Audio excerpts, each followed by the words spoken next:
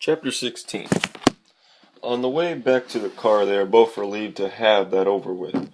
Turning it over in his mind, he thinks how they managed to convince her they didn't leave town, but they had better be careful from now on. As soon as he gets home, he needs to make some phone calls.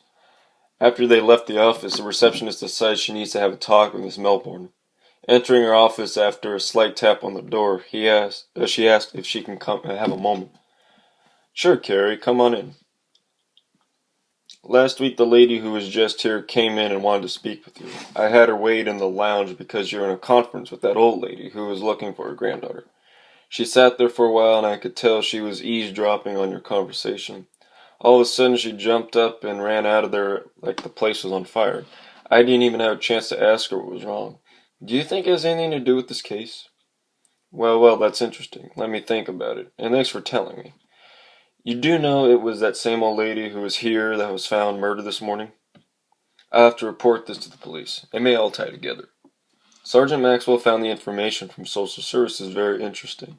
He calls an officer Tollbridge and asks, "Did we ever get all the DNA results on the bus, baby?" "I assume you followed up on the grandmothers so we could see if they're related."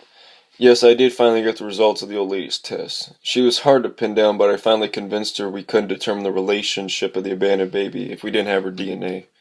I just got the test results this morning, which is ironic since she was killed last night. I haven't had any time to compare them with the bus baby, so give me a few minutes."